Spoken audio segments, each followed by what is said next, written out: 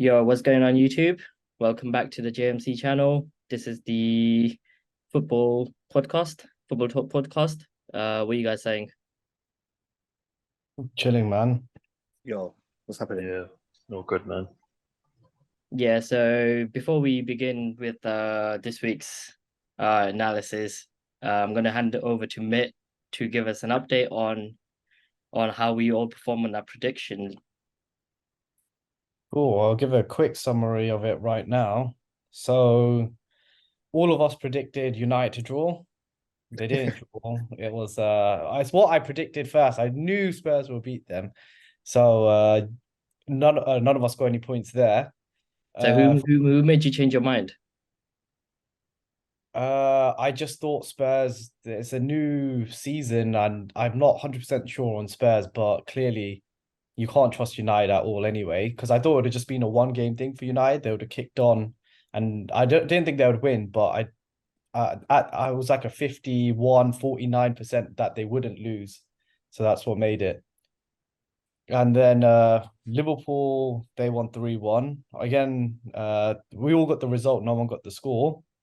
And then for Arsenal, we all predicted Arsenal to win, but the only one that got the score was Bavik. So he predicted the 1-0. So now the table is Bav and Nish are joint top with 7 points. And me and Rishi are joint second. Not joint last, but joint second with 5 points. Said joint second. It has to go alphabetically. That means Bav's top. Yeah, let's go alphabetically. That means I'm lost Yeah. alphabetically. Oh, fuck's sake. I need Do we to wanna- make sure that I get the prediction right this week. Do we want to talk about the results now, or Yeah, go through the results of what results? Are you talking about prediction results? yeah, I mean the prediction previews, or we do that afterwards? We'll talk We'll do about that. We'll do that afterwards. All right. Let's crack on with the games that happened over the weekend. Let's focus on the big game that we had was against United and Spurs. Again, Bavik, are you drinking? Are you like are you like downing your sorrows with alcohol again? Oh my god, it was absolutely awful. And now I know now it feels now I know how it feels to be a Spurs fan all the time. That's how bad it was. God, awful. Who called you the new Spurs? Was it Roy Paul Keane Merson? did. Keane. No, it's Oh, Roy Keane. I think you Oh, spawned with that analysis. Everything That is about the that worst performance. insult ever. That is worse than being cussed out for your family. That is probably the lowest you can ever be. But United was shockingly bad. It was just a continuation of the game against Wolves. Just awful, laboured. A lot of players just isolated, particularly Casemiro. He looks like he's put on a few pounds as well. But it was one of those that I just don't see it getting any better. They need to sign some. They need to change the tactics. That's what they need to do. They can't be playing Mason and Bruno. They just don't work in the same team. It's all screw that midfield. Yeah, I saw the United game and like I'm disappointed by Casemiro. Like last year we were hyping him saying that he's the best CDM in the league. And this year he's a poor man Rodri, and I think I saw the stats earlier today that we've only played 2 games so far, and people have already sprinted past him 6 times. So there was a dribbling stats, and Casemiro was the only player to have let 6 players dribble past him. And as a CDM, you can't let that happen. And then the other not surprising, by the way, it was actually shocking. We also had Mason Mount and Bruno Fernandes in there as well, and they're both stacked 3 in total. So your whole midfield, it seems like it just like no one's actually cutting lines, no one's actually stopping the runners. They're literally just letting people fly by. Yeah, that's it, and it's really poor. That's the crux of it. The tactics aren't working. Whatever he wants Mount and Bruno to do, they are not doing. And Casemiro is just left on his own. He's covering maybe 2 or 3 players. But if you've got that many people running at you at one go, you're gonna get dribbled past. I'm not surprised Casemiro's stats are so bad. He's isolated in there. He's got no support. Even the fullback who's meant to tuck in has been absolute dog shit. Like Shaw's having one of those seasons where he's going to be absolute AIDS. He's just not going to. He's not going to score. He's going to get drilled past all the time. So when you notice that from your fullback, you're going to get. That's what's going to happen. You look at how Arsenal playing when Zinchenko tucks in. He's supporting Partey in that middle and making sure that he's not isolated. But you're not getting the same with this tactics of formation with United.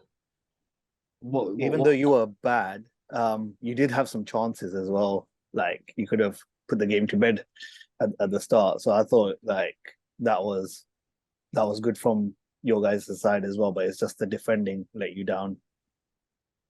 We got completely overrun in the end. Like Spurs changed it up in response to what we were doing. We didn't have the same response. We were just carrying on, playing that laboured football that we were playing. I know we created a few chances and the press was working in the first 30 minutes, but after Spurs sort of changed their tactics, we had no answer. It's that in-game management that the team needs to sort, and the tactics, it's just not quite there yet. What tactics would you actually recommend the Baldy to take on? I'd get rid of Garnacho. If you're going to play Mount, he's better on the wing. He's got a better output there. He wins the ball back far more in the wing. He's not playing as a number 8 who's box to box. So stick him on the wing. Garnacho, he's too raw at the minute. I know he was going to be a player I predicted to burst out the season, but he's just losing the ball. He seems very weak. Doesn't seem to hold it up. So put Mount there and stick Eriksen. If you're not going to sign another CM like Amrabat or someone to sit there where Casemiro, they put Eriksen back in. You should have a bit more. You'll retain the ball a bit better, and you won't be cut through as we have been the last 2 games. Yeah, it feels like Rashford's just there up front where he doesn't play well. They're just your best player is Rashford, and you're not accommodating to his best position, which I think is silly to do. He has to go up front so Garnacho can play. When I think Rashford should just play on the left wing and stick. I don't know who to put up front. Stick Martial up there, even though he's Man said Martial. Even though He's like a statue. Yeah, even though it's crap and he can't shoot and stuff, Yeah. at least he can do something. Like Rashford was scoring while Martial was playing last season. So we played pre-season with Sancho as a false nine. Sancho as false nine, yeah. Why have we suddenly gone away from that? It doesn't make sense. And Højlund's back for the weekend. Well, he's in line to start for the weekend, so we hopefully will see a bit. We can see Rashford get shunted out to the left and in his best position. Hopefully Mount goes to the bench because he's just not a passenger in that midfield. I don't think you have an attacking. Well, you do have an attacking issue, but it's not as big of an issue like your defense is.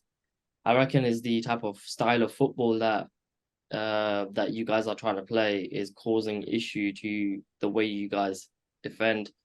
So, like you guys bought Nana to literally play as a sweeper keeper, and you want him to play as your third centre back, and that requires fast centre backs if you're going to actually squeeze the opponent and pressurize them up front. It seems like as a team, you don't have the balance to do that type of work. And the players that are required for that, that's how I see it. And he's trying to implement something with the wrong players. So I reckon what Baldy needs to start doing is he needs to start implementing tactics with the players that he currently has and work according to that, like Arteta did with Arsenal in his first 2 seasons. Like he didn't go and do what we're doing now. He actually customized his tactics and the way we play according to the strengths of the players that we had. I reckon you guys will get, like last year, like why touch something that wasn't broken? Like last year you guys did well and just carry on doing the same thing. Yeah, I agree in terms of the personnel aren't right for this setup he wants. There's a lot of weaknesses in them, particularly with retention of the ball and just general covering the pitch. He'll have to, I think, when it comes to the midfield, he needs to bolster a bit. Mount isn't going to play deeper, so you need to play either McTominay or Eriksen. You get that stability then. Otherwise, you got a lot of gaps in there that people can run through. And the build-up's not happening either. There's no outlet for Onana to aim for. As soon as he hooves it, Rashford doesn't jump. We've seen it. Like Mourinho said it a few years ago. He doesn't win headers. He's not very good in the air. So you've got no target man. You're playing out from the back. So hopefully, when Højlund comes in and Eriksen comes in, you see a bit more control. I think the dynamic of the team will change if we play with that system. So, mate, let's move on to the Liverpool game. They basically, who did you guys face again? I've completely forgotten. Bournemouth, yeah, that's it. Yeah, so you guys won 3-1, I think it was. Yeah, I think the defensive frailty showed in the first 3 minutes of the game, where we lost the ball and there wasn't pressure on the attackers as much, and then they got a nice, quick, cheap goal from it. But see, that was always showing. But the good thing was, for the rest of the game, it looked like our defense controlled Bournemouth afterwards. Even up with 10 men, it wasn't just chances galore for them. It did feel comfy, similar to how the Arsenal game was, where the defense actually showed some strength. So that was a good thing to see. And I think attacking wise, it was still good as well, where we're still scoring goals, like continuing from preseason. Diaz still has his good form. Like he scored a really good goal. He tapped it up and volleyed it into the corner, and that started our comeback. Though I think Salah should be off our penalty duties. I would want McAllister in there instead of Salah. I don't think Salah's a good penalty taker. I think he can only shoot it down the middle, and keeper knew he was going to do that. So as soon as he shot the ball, that's when the goalkeeper dived. So I think McAllister needs to take it because he can actually get into the corners. Salah will panic and shoot it bent. And Jota played really well. I like Jota because I think he can get a goal out of nothing. He's got that attacking position that none of our forwards have. He can get in. He's a good poacher. He knows where to be standing, where the balls are going to end up, and he can go and tap it in. So I think it was a good game, but I don't have the confidence that, like, for the game coming up at Newcastle, that we can go there and get a result. That I haven't watched from Liverpool in the past 2 games to get that type of assurance. What do you guys think of the Liverpool game? I think they did show a good character to come back. I think last year the character was questioned. So this game did show that, especially when they went down to 10 men as well. They got a goal while being down to 10 men. So I think they did show a good character, and their attack is like a really, really good attack in terms of the players they have. So yeah, I was when they went 1-0 down, I kind of knew they would come back, but I know last year, like, the character was questioned a lot. So I was like 50-50 to say if they were come back, but no, they did well. And at this point of the season, you just need points on board, something Chelsea don't have at the moment. So yeah, I think they look all right. They signed a new 6 as well, and yeah, I know people are saying he's 30 and he's never proven, but I think they just needed a body in there. So now they can concentrate on probably getting a younger 6. So I think Liverpool will be all right. Yeah, echoing what Nish said, I think the basics were there for Liverpool. They've obviously, it's Anfield. They've got a very good record there. I don't think there'll be many games in the season where they're worried when they play there. My worry is sort of like the defensive frailty. If it shows in an away game, how will they cope? How will they come back? So I think they're still trying to get that balance right. Very much similar to United, where they don't know how much to attack and how to defend, but I think they're obviously a bit more consistent than United are, to be fair. Yeah, I saw the game and I actually enjoyed the game. Liverpool to me looked like they did have some, like, just like me and all of you guys said, that defensively they're a bit vulnerable. I did see a bit of the new is it Endo, whatever his name is, Arturo, Endo, whatever, yeah, fuck knows what his name is. Yeah, so that new number 6 come in, and well, you can't really see anything for the 20 minutes that he had, especially with 10 men down, but he did look decent about for the money that they paid. As a stopgap signing, not bad. But we'll see a bit more as the see if he's going to be a Casemiro type or a Rodri type, or even just half decent Rodri would be a good signing. But I feel like he has the engine in him that he can actually play well as a number 6, with the high work rate, which is what you kind of want. Like that's what Rice has for Arsenal. Yeah, But yeah, go on. I do think Waturo's a good signing considering what he's 30, but he's got the experience.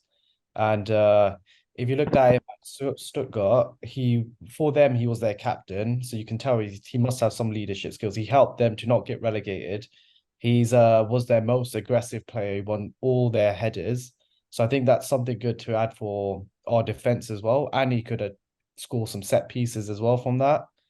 And then if we do get Andre as well, I can't see why Andre can't learn from Waturo as well for whatever years he's there. So I think I'm hoping it's all part of Klopp's plan. We'll see how it goes, even though we flopped with Calcedo. But that's the one thing that made me happy watching that pathetic 115 million debut play where he cost in the game. Everything was just horrible about him, and he gave a penalty away. So that did make my Saturday better. Saturday, no, Friday better. What did you think of the red card, McAllister's? It wasn't a red card. I just think the referees are just crap.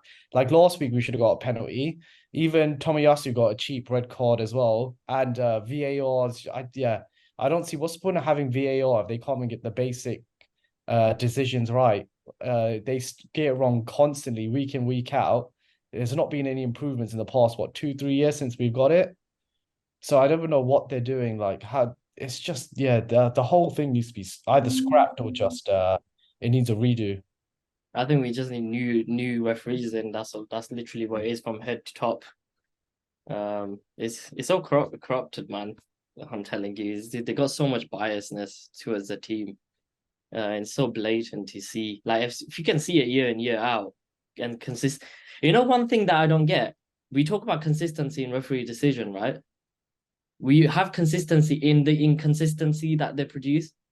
Yeah, That's only one thing that they've got going, and that is so disappointing with the referees that we see in this stupid league. And the amount of money that this league makes, you would expect the officials to be a bit better than what they currently are. It's like having a Premier League, like an actual 5-star teams, and then you've got a 1-star referee refereeing them. That's literally how it feels like right now. They're all just incompetent, like literally from top to bottom. Like they just can't do their jobs. I don't even think they know what their jobs are. I don't even know what it says on the job description. So they're just incompetent. Yeah, I reckon it is along the lines that they don't understand what they need to and what not need to do. And also some of them get really scared of the fans as well. That's the other thing. Managers.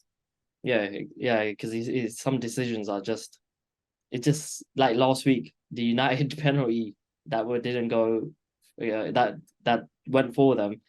And yeah, that was blatant penalty that Wolves should have got.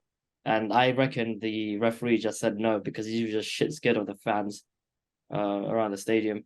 But yeah, that's what you have for as an Old Trafford fans, that like all like Alex Ferguson over the years instilled in them. Let's move on to the Arsenal game. Nish, what's your take on the game? That game was so ugly. Like that is what you call like an ugly win. It was very cagey. I thought we had some good chances. Eddie Nketiah in particular. He should have buried his 2 chances. But yeah, I think the whole game was just cagey. I think we're trying this new approach of like controlling games from start to finish. That's why he's dropping Gabriel, because the centre backs can just recycle possession all across the pitch and try and stop the counters with Saliba and Rice.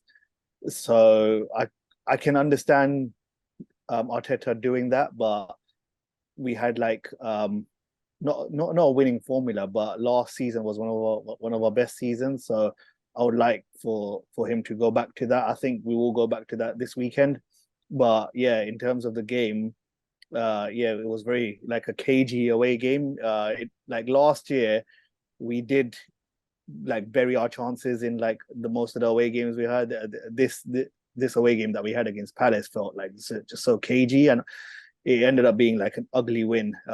Towards the last 20 minutes, they just bombarded our box like with like hoofball, and we defended really really well, but it was like, my God, like my heart was like racing towards the end. And in terms of the Tomiyasu decision, yeah, it was soft, but these players I think need to realize now, like I know it's shit, but they need to realize that the referees will book them just for anything now. Literally, they'll just book them for anything. So they need to realize now that they can't even waste time with throw-ins. They can't even tug the shirt. They can't even signal like for yellow cards. Like, I'm surprised Partey signaled for a yellow card when SA dived yesterday and he didn't get a yellow.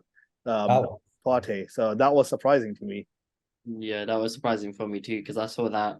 I thought they both were going to get yellow, because for diving and also for doing the yellow card hand gesture, because Arteta got yellow for doing that. I don't know. I don't know. It's just inconsistency again, isn't it? It's just one of those things. Did the ref spot it? That's the other thing when he did it. That's probably why he got away with it. But yeah, it's all again inconsistency, and there's so much going on at once. And like for me, that ref do have difficult decisions, but they've been trained to deal with that type of pressure, and they should do better. I was disappointed by the red card that Tomiyasu got. I understood why there were 2 yellows. Yeah. But to take a throw in, he literally got the ball for 8 seconds. What do you expect? Havertz had it for 16 seconds before exactly. that, and he didn't get anything. That's again, he's inconsistent. So Havertz should have got a yellow as well. Someone deserved to get a yellow card was Havertz and not Tomiyasu. Yeah, that's what it was. That would have benefited us more if Havertz got sent off. I think that's where the rules needs to change. Like, don't give yellow card to someone who just held the ball for 2 seconds, because you could obviously a team could find loopholes and be like, okay, I'm going to give it to my striker to hold the ball for 10 seconds, and then it goes to the winger, and then it goes to the midfielder, then it goes to the defender. So that's like 40 seconds gone. But you gotta give the yellow card to the person who's actually been wasting time and not actually genuinely taking a throw in. And that's why actually it was a bit harsh yesterday. I saw that yesterday. Like both yellow cards were very, very harsh. I thought the second yellow was not a yellow card at all. Yeah, I don't like. Go on. I don't like Arteta because of all of this. Like, if it wasn't for him, Tomiyasu wouldn't have played and he wouldn't have got a red card. If he was normal, he would have played Gabriel and all of us would have got 6 points on FPL. That's the only reason you hate Arteta. Arteta, just a dumb manager, nearly cost you the league already, basically. He's turning into Pep with his, oh yeah, let me go play these people here, and then it's going to cost you the game eventually. But no, I thought Arsenal played sick. I thought it was a proper Champions performance. I thought the attacking wise, you could have been 3-0 up in the first half, even though it was just pathetic finishing from Eddie.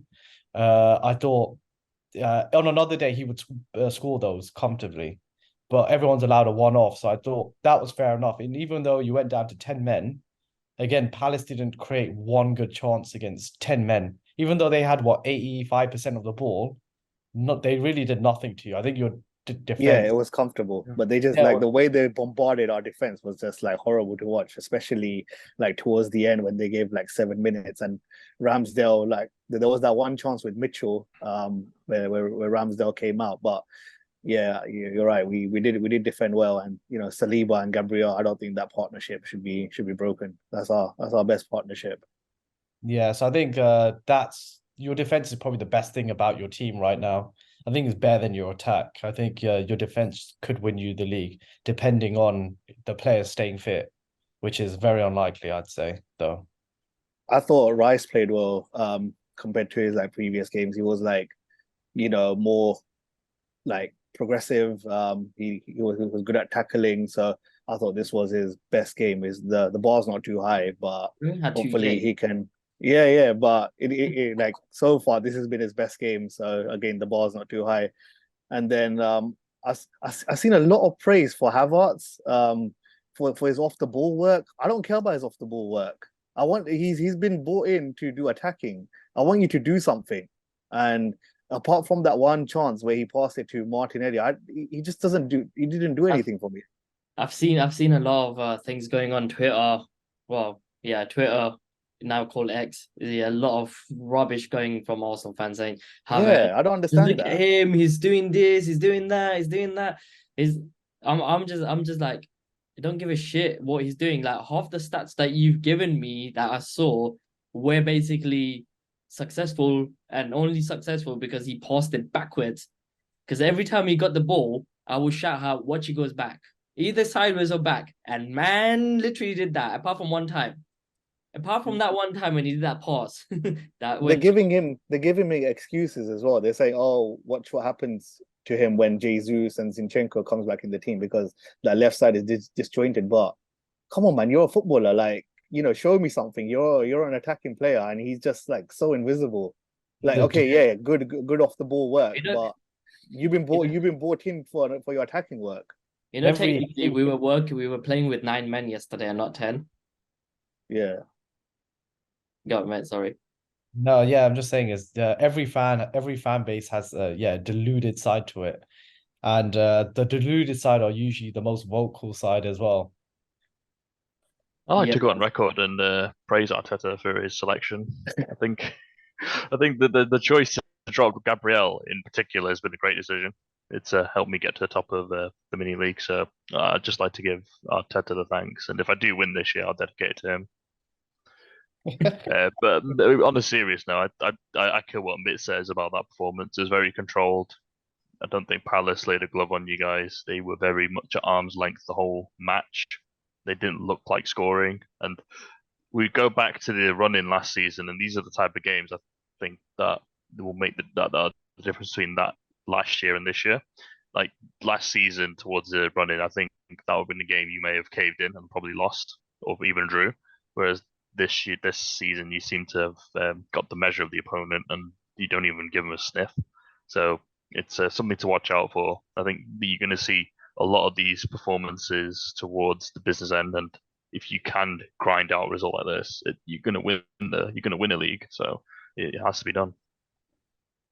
Yeah, I was impressed by our performance yesterday with our defending. Attacking was a bit of a shamble, like because I'm used to seeing high standard attacking that we saw last year. And that fluidity, that actual game that we used to have is not there. I'm not seeing it. I didn't see it against Nottingham Forest either. And throughout the whole preseason, I haven't seen it. So I'm not too sure where that is gone. Like I'm still waiting for that fluidity to come through. Maybe it's because we were playing with 3 new players, and then we got that donkey playing up front, and then we've got Zinchenko injured, Jesus not playing. So maybe if we could get those players in and get rid of that donkey and play Rice there instead and go back to our normal formation, I think we'll go back to our normal business that we were doing last year. But I have a gut feeling that changing tactics is good, but playing this same type of formation and same type of tactics week in, week out, especially with low block, is gonna bite us in the ass. And I understand why Arteta has done it, because Nottingham Forest, Crystal Palace, they're both literally camped in the box. And if they had better strikers up front, or any decent midfielders like Bruno, for example, that's it, we're finished. We're gonna get hurt. So we can't play like this against the top half of the table. Like Brighton, they'll destroy us if we play like that. There's hands down. But yeah, let's move on to the next week's prediction. We've got 10 minutes left. Let's start off with the boring game first, the Arsenal Fulham game. Nish, do the honors prediction. I'm going for comfortable 3-1. I think we'll concede because it's at home, so comfortable 3-1. Hey, Kunish, I think it'll be 2-0 though. I think you'll win, but I think it'll be a boring 2-0. Or a functional 2-0. It's probably a better way to say it. I think it'll be 3-0. I Three. think it'll, yeah, I think I'm hoping for quick goals in the first half and then just a third in the second half while you're just taking a piss. I'm gonna go for the safe score line and say 2-1. I'm gonna do the opposite to what I did in the first game week. You sure it's not gonna be like 4-1 or 4-4? 5-0. 5-0. Yeah, 5-0. 5-0 to Fulham. You will go something like 8-3. 5 Gabriel goals. Oh god. yeah, I'm pretty sure it's not gonna be stupid score like that. I think what attacking isn't up to scratch yet because of the way we're playing. Arteta, like I know him, he's gonna be stubborn and play the same rigid formation that he's playing right now. So he's gonna play Partey. Gabriel is gonna be on the bench again. And then actually Zinchenko comes into play, doesn't he? Gabriel has to play because we don't have Gabriel anyone has else. to play.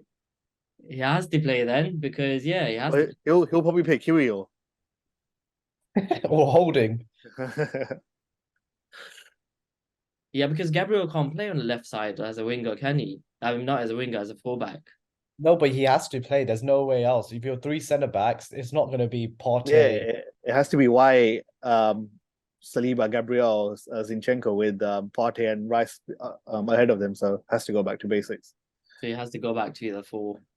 Because so if Gabriel just replaced Tomiyasu, don't you think that would work? Yeah. That would work. So that means Zinchenko won't get into the team then. No, Partey will just go ahead, and then Yeah, Zinchenko will play left. Gabriel will go in the middle. So who's missing out from the team then? Tomiyasu. Oh yeah, Tomiyasu, red card, yeah. Okay, fair enough. Yeah, Gabriel is going to be back. So the normal 4-4-3, 4-3-3 is back. 4-4-3, yeah. 4-4-3. That's more corruption there. No, that sounds like Man United's formation. Well, ours is penalty before the game starts. Okay, so we done our predictions. So 2-1 me, and then 2 3-1s and 1 3-0. I think that's what it was. No, mid pick 3-3. No, I went 3-0. Yeah, I went 2-0. You went 3-1. yeah. Initially, and then you went 2-1. So we all got different one for that one. The next one, let's go for another boring game. Is United versus Nottingham Forest. I think that's going to be a 2-1 to United. It's going to be a shitty game. They're going to get 2 scruffy goals, and then Forest will score in the last 10 minutes and make it nervy. And it's going to be rinse and repeat. You don't think it's going to be a draw? No, I think we'll win. We should be beating Forest at home. Home, we're all right. We're not really like away is where United cave in and have those really insipid performances. But home, generally against this kind of team, they'll be all right. Yeah, but you would have said the same thing game week 1 when Wolves literally battered you. Yeah, but they still lost. So What about you guys? I'm gonna go 2-1 as well. I'm honest. It's either 1-1 or 2-1. That's my 2 I'm predicting. But I feel like they'll get a cheap goal again. I think Nottingham Forest will take the lead, but United will score 2 goals to win the game. Yeah, I'm going for 2-0. It'll be a boring game, and I think United are stronger at home in terms of defense as well. I know they had their bad game against Wolves, but I think it'll be normal service for them at home. So 2-0. Everyone's going for United. 4-3 incoming to Forest. I was actually tempted to go for a draw. Don't know if I should go for a 1-1 draw or a 2-1 win to United. It's one of those two. United are shocking. So are Forest, man. I'm not putting money on that. Yeah, I'm gonna go 2-1 to United. That's what I'm gonna go for. The last game, which is the big one, Liverpool versus Newcastle at St. James's Park. Do the honors, mate. I think it's gonna be 3-1 Newcastle. It's either gonna go one way or the other. I was either predicting 3-1 Liverpool, but I'm gonna go 3-1 Newcastle. I feel like it's gonna be a scripted game. Man doesn't Whichever want to way back the his script's team. gonna go. I'm not backing my team. Imagine we win and imagine we lose and I picked Liverpool as well. It'll be a double whammy there. I'd rather Oh, wow, man wants to. Man is making the best of a bad situation. yeah. Yeah. So I would think it's gonna be 3-1 Newcastle. Flipping the script, 2-1 Liverpool. You think Liverpool will win at St. James's? Yeah, they won the last year, and That Liverpool was were because they worse got a last red year. card. That was because they got a red card. But you were 2-0 up already by then. Yeah, but then they dominated the game with 10 men after that. I think you'll win. I think your attack will be too much for them. Yeah, 2-1 Liverpool. I'm gonna go the same. I think 2-1 to Liverpool. I think they've got a good strike force. Their attack will win them. Newcastle played well against Villa, but they came unstuck against City. So I think Liverpool have their number as well. So I think maybe 2-1 to Liverpool. This is the first time we've gone for different predictions of the results. I'm coming back into the prediction league. Man must think they're really shit. I'm gonna go for a draw. Oh God! Oh, wow. Man's just sitting on that fence, comfy there. What do you want me to do? That's what I think the game's gonna do. A draw. I think it's gonna be 5-5. putting Newcastle in there. I wouldn't be surprised because they did that to us when we were 4-0 up. Yeah. I still have that score memory. I think it's gonna be a 2-2 game. Newcastle, Liverpool. Because I think Liverpool are gonna go for it, so are Newcastle. It's at home as well, so I don't think they're gonna camp and stuff. So yeah, I'm gonna go for a draw.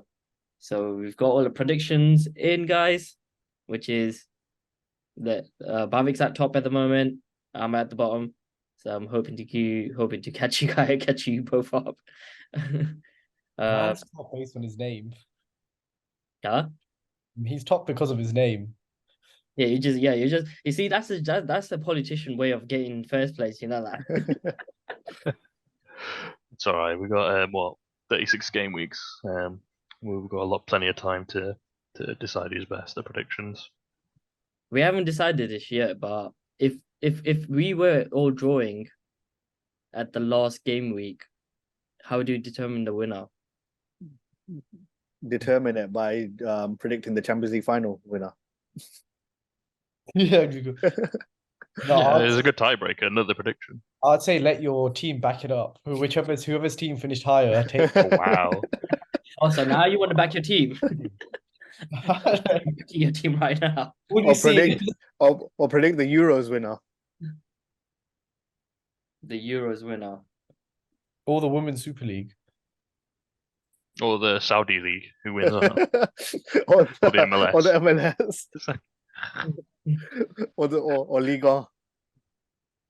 All right, let's wrap it up, guys. So yeah, thank you guys for coming on. Viewers, thank you for watching. Please give some love to this video by hitting the like button.